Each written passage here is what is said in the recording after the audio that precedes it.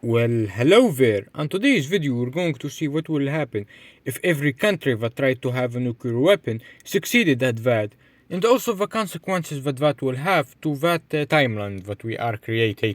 The first change in our timeline will be that Japan creates nuclear weapons. It's not a very well known fact, but Japan during World War II tried to create nuclear weapons. But they failed mainly because they did not have a nuclear program. They had multiple nuclear programs. One by the military, another by the navy, another one by the navy, and one by their Ministry of Science. Okay, basically the problem is that the scientists don't communicate with each other, but America predicted that if Japan did not lose World War II, they would have completed their programs by the year of 1946. Okay, now obviously I'm not a nuclear scientist, but I think they might succeed at creating one nuke at 1944 and another at 1945. But I'm not sure since I'm not a scientist, and maybe they could create more even or less. Okay, now which country will get nuked by Japan? Twice, I should say, because they would only nuke one of them. Spoilers. Okay, we can say it's Australia, but the problem is there are no major cities that Japan could nuke. Maybe America, Hawaii, Pearl Harbor and all that, but the problem is it's too risky and most likely it would fail, so they would not do it. Maybe India, but there is a large anti-British resistance there and they will destroy it by doing that. So they will nuke China twice. Now, would the nuke completely change the war leading to Japan winning? The answer is actually no. Like, here's the thing.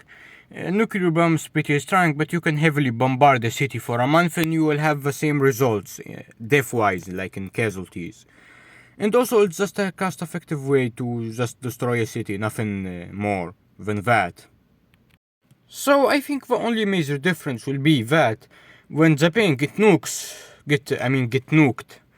the only thing that will happen is that the world will not be upset at America for doing that, since Japan already did that to China, so it will be considered equal. Now, like real life, the Soviet Union will be the next country to receive nuclear weapons after America, but instead they're going to be the third country to receive it, since Japan created that. And after that, of course, the regular countries that receive nuclear weapons in real life will get it, France, Britain. But afterwards, it will be Yugoslavia, surprisingly enough. The reason why is because Tito was afraid of Soviet or a Western invasion of his country. He's not aligned with any of them, so he's at a pretty big risk at getting partitioned by the both of them.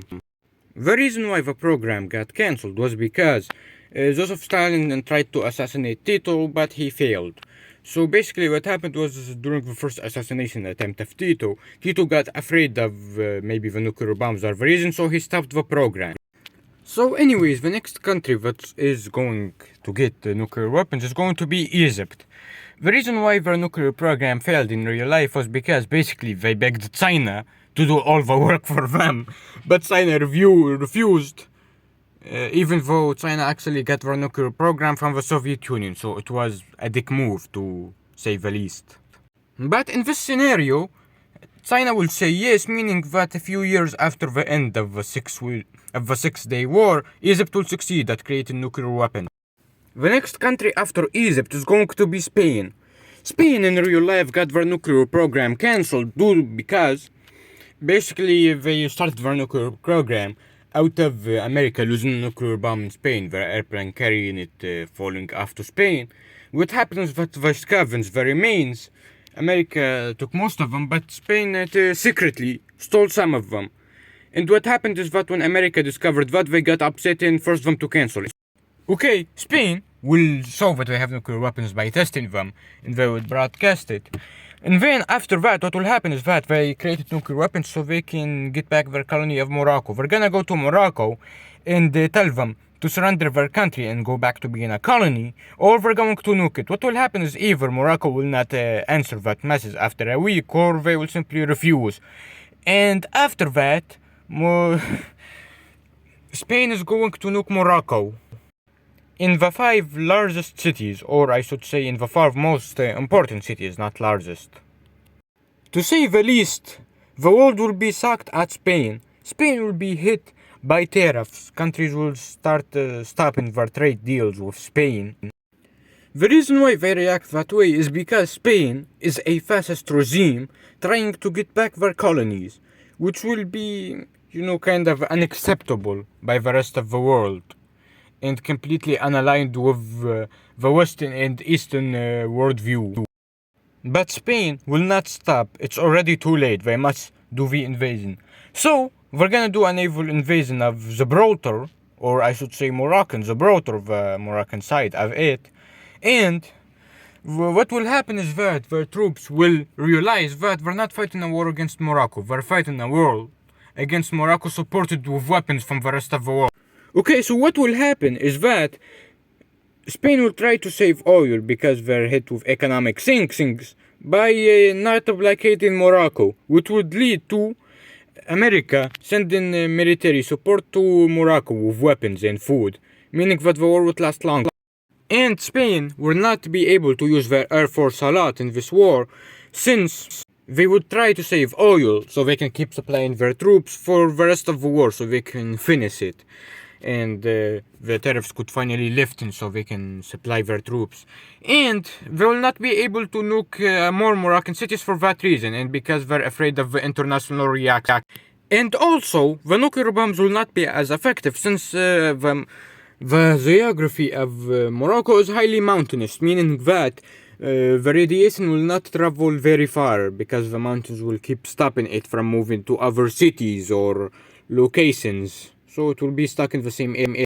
The war would be very similar to the war in Afghanistan, but the major difference would be that Spain is not as strong as the Soviet Union or America, so they would suffer a lot fighting against a Muslim, highly militarized Arab population in the mountains with badly supplied units.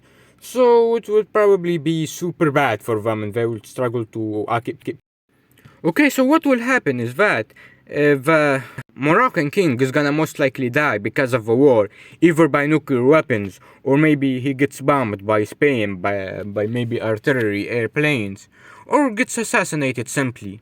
Or maybe even he gets screwed by his own government, maybe by Democrats, Islamists, or generals in the military. And slowly more reporters and news will move in to talk about the war in Morocco, which would lead to more pressure being put in against the Spanish invasion. So, anyways, this invasion happened in the late stages of Francisco Franco's life, and I think most likely he will probably die of stress related to the invasion, since in real life he actually died of stress from losing a war to Morocco.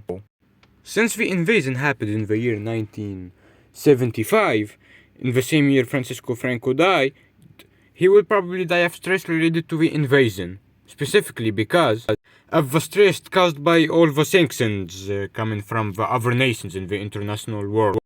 And after his death, Juan Carlos will take over Spain as its new leader. What will happen is that he will order an evacuation of Morocco. They're gonna negotiate a peace treaty. The Moroccans would refuse that the Spaniards keep their Moroccan territory that they controlled before the war. So what will happen is that they're gonna get forced to lose it because they don't wanna continue the war and they have no other option.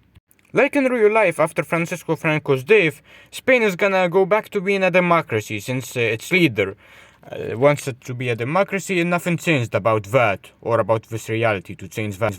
The West Sahara, which is from Morocco, since they were not as damaged as the rest of the country, and they seceded in real life, and nothing in this universe will change that. What will happen is that Morocco will not invade them. The reason why, but in this scenario, Morocco will not invade West Sahara. The reason why is because they rely a lot on aid from other countries like Algeria, and invading West Sahara would lead to that aid disappearing, so they will not do it. Now the scenario splits into either Morocco stays a dictatorship, and during the Arab Spring they collapse into civil war between three factions: the Democrats, the government forces, and the Islamists. Or the government manages to turn into a democracy, which in that case would probably be considered one of the most Western Arab countries, right next to Tunisia and Lebanon. Now the video is ending. If you dislike it, press the dislike button. Fun fact, the dislike button actually works the same way as the like button, so you would only be helping it. And if you like it, press the like button or comment down below if you want to, of course. Goodbye.